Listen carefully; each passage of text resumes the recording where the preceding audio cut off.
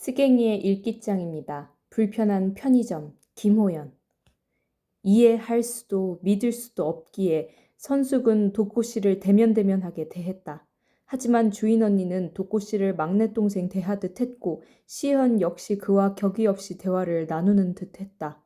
교대 타임에 시연에게 도꼬 씨에 대해 캐물을 떼면 그가 지극히 정상이라는 말만 되풀이했다. 거기에 더해 노숙자가 되기 전에 어떻게 살았는지 정확히는 모르지만 분명 한가락했던 사람이었을 거라 추리했다. 설마 그 미련 곰탱이가 참 한가락했겠다. 얘기만 나눠도 나는 답답해. 말 더듬는 것도 많이 나아졌잖아요. 어디서 봤는데 말을 안 해버릇하면 성대가 말라서 말을 더듬을 수 있다 그러더라고요. 그리고 제가 독고시 일 가르쳤잖아요. 처음엔 막막했는데 금방 잘 알아듣더라고요. 저 여기 일 다 배우는데 나흘 걸렸는데 독고시는 뭐 한 이틀 지나니까 알아서 척척했다니까요. 담배 종류도 하루 만에 다 외워버리는데 확실히 학습 능력이 있어요. 셰퍼드도 학습 능력은 있어.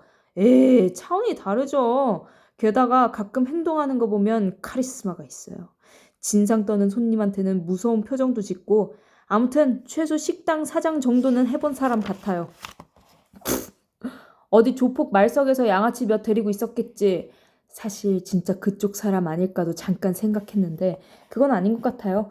범죄자 같은 느낌이 없더라고요. 그치, 교도소 대신 서울역에서 지낸 게 문제겠지. 노숙자 된 게 잘못인가요? 너무 편견 가지고 사람 대하시면 안 돼요.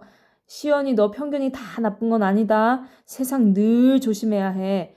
시연이 답답하다는 표정을 지었지만 선숙은 어린 것이 뭘 안다고 까부냐는 투로 흘겨주고 대화를 마무리했다. 아무튼 주인 언니나 어린 알바생이나 사람에게 너무 물러터졌다. 선숙은 자신이나마 깐깐한 태도로 일터를 지켜야겠다고 다짐했다. 아들이 먹을 아침밥을 차려놓고 8시까지 편의점으로 나오니 독고씨가 계산대 뒤에 선 채 꾸벅꾸벅 졸다가 그녀의 등장에 번쩍 눈을 뜨고 인사를 했다. 선숙은 인사를 받는 둥 마는 둥 하고 창고에 들어가 유니폼 조끼를 입고 나왔다. 눈치 없는 독고씨는 계산대에서 여전히 죽치고 있었다. 나오라고 팔이 쫓듯 손짓을 하고서야 그는 하품을 하며 계산대를 나왔다. 그녀는 포스기 앞에 선 채 시제 점검을 하며 물었다. 인수인계 특이사항은요? 딱히 없어요. 확실하죠? 독고씨가 머리를 긁적이며 잠시 고민한 뒤 대답했다. 세상에 확실한 건 없어요. 이건 무슨 내가 자기랑 세상 이치 따지려는 것도 아니고 선숙은 콧방귀를 뀌고는 시제 점검을 마쳤다. 잠시 뒤 독고씨의 이해할 수 없는 행동이 시작되었다. 그는 8시로 근무 시간이 끝났음에도 진열대 곳곳으로 오가며 상품들의 오와 열을 맞추기 시작했다. 무슨 강박인지는 몰라도 그렇게 한 30분을 물건들과 눈높이를 맞춘 채 땀을 흘려가며 반듯하게 상품을 진열하는 데 힘썼다. 괜찮다. 그런데 어차피 손님이 없는 새벽 시간에 해치우고 근무가 끝나면 바로 퇴근하는 게 좋지 않은가? 그는 꼭 선숙이 계산대에 자리를 잡고 나서야 느긋하게 진열장 정리를 했다. 그게 끝이 아니었다. 정리를 마치고는 다시 청소도구를 들고 편의점 밖으로 나갔다. 야외 테이블을 걸레로 닦고 출입문 주변을 비칠했다. 그러고 나서 야외 벤치에 앉아 출근하는 사람들을 물끄러미 바라보며 폐기식품인 우유와 빵을 먹었다. 선숙은 독고씨가 여전히 노숙 본능을 떨치지 못해 쪽방으로 돌아가기 싫어 그런 거라 여기기로 했다. 그렇게 신경 쓰지 않고 자기 일을 하다 보면 어느새 그는 사라지고 없었고 하루가 지루하게 흘러가기 시작했다. 편의점에 들어오는 손님은 계산대의 점원이 자신을 살피고 있다고 생각하지 않을 것이다. 하지만 생각보다 많은 사람들이 물건을 훔친다. 작정하고 혹은 무심코. 특히 선숙같이 뚱뚱하고 둔해 보이는 아줌마가 있을 때는 훔치는 쪽도 방심하는 편이다. 선숙은 오랜 접객업 경험을 통해 무언가 불순해 보이는 손님을 매우 잘 포착했고 방금 전 들어온 소년이 작정하고 삼각김밥 2개를 훔치는 걸 포착할 수 있었다. 방학이어서 오전에도 중고등학생들이 종종 편의점을 찾긴 했으나 그 소년은 방학이어서 학교를 안 가는 아이로는 보이지 않았다. 15 정도 되었을까.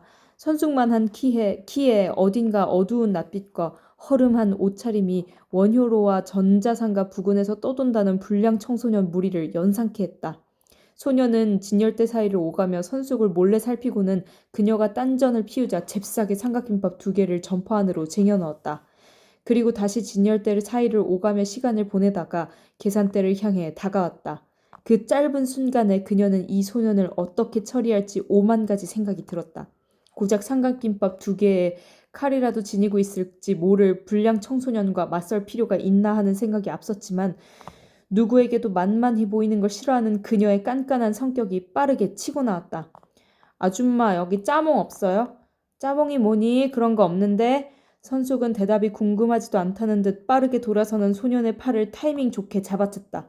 녀석은 뒤통수라도 맞은 듯 놀라서 뒤돌아보며 동시에 붙잡힌 팔을 당겼다. 내놔, 훔친 거. 선숙이 눈을 똑바로 뜨고 소년을 노려봤다. 소년은 어찌할 바를 모른 채 굳어 있었다. 너 내가 누군 줄 알고. 어서. 아씨. 소년이 한숨 같은 욕설을 내뱉으며 점퍼 안으로 자유로운 손을 집어넣었다. 그리고는 잠시 녀석이 칼을 빼드는 거 아닐까 뜨끔했고 동시에 긴장을 불식시키기 위해 붙잡은 팔을 더욱 힘을 가했다.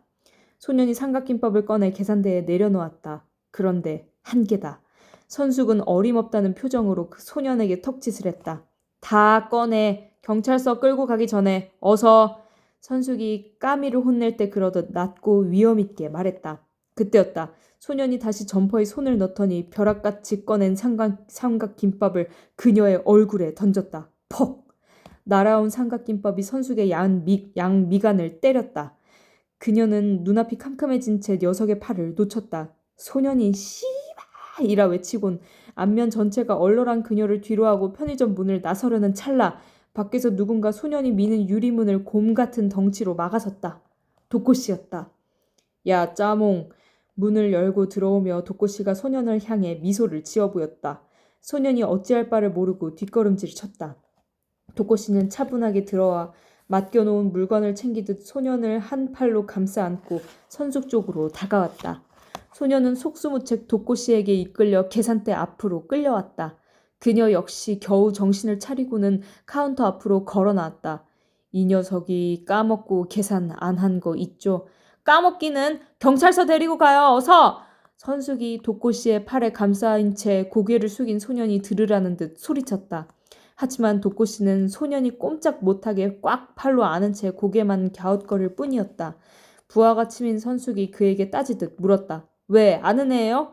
얘 짜몽이라고. 맨날 팔지도 않는 짜몽을 찾거든요. 나 근무 때 왔는데 오늘 좀 늦었나 보네요. 짜몽, 너 오늘 배꼽시계 고장난 거야? 아니면 늦잠 잤어? 도코씨는 마치 친구에게 말하듯 소년에게 물었고 소년은 별 말 없이 입만 비죽 내놓은 채 딴전을 피웠다. 대체 뭐지? 그렇다면 이 녀석은 도코씨가 있을 때 매일 삼각김밥을 훔친 게 아닐까? 아니다. 계산은 늘 정확했다. 그렇다면 저 곰이 녀석을 계속 챙겨준 건가? 불쑥 등장해 소년을 붙잡은 그를 기특해 하던 마음은 어느새 사라져버리고 선숙은 화가 치밀어 올랐다. 그동안 얘한테 도둑 맞은 거 있죠? 솔직히 말해봐요. 없는데요. 그럴 리 없어. 계산도 안 하고 도망쳤다니까. 게다가 나한테 삼각김밥을 던졌다고. 순간 도코씨가 몸을 돌려 소년을 바로 세웠다. 소년을 내려다보던 그는 선숙 옆에 떨어진 삼각김밥 뭉치로 시선을 옮기더니 곧 몸을 숙여 그것을 들어보였다. 너 맞아? 그런데요. 그러면 안 돼. 알아요.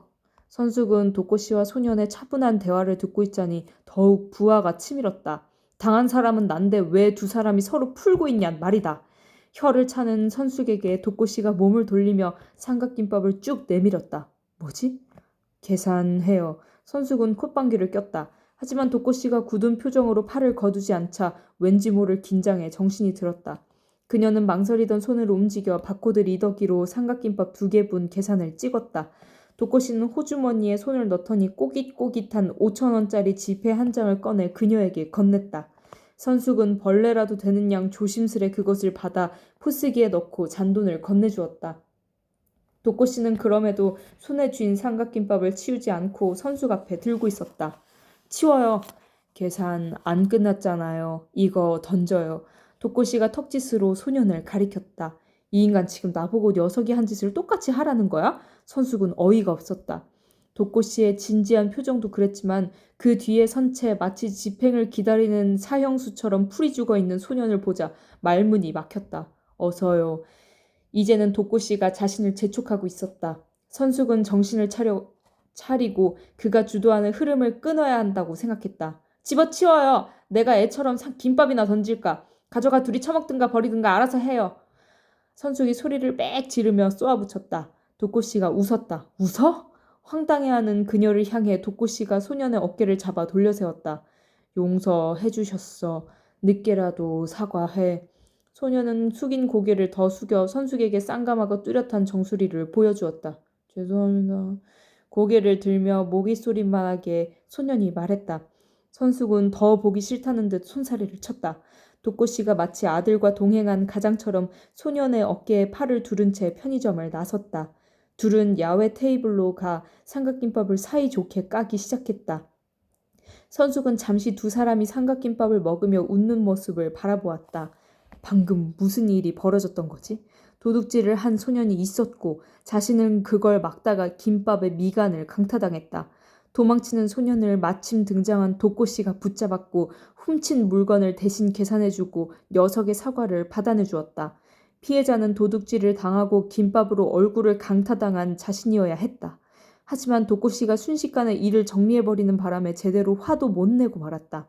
그런데 보통 이런 경우라면 선숙씨는 부하가 치밀어 주변 곳곳에 불만을 토로하고 분노를 내뿜었을 텐데 신기하게도 화가 잦아들었고 딱히 할 말도 떠오르지 않았다. 그저 독고씨와 짜몽이 가난한 부자처럼 삼각형 모양 아침을 먹는 걸 바라보았다. 묘한 기분이 들었다. 안도감과 용서, 낯선 흥분이 선숙씨에게 생동감을 주고 있었다.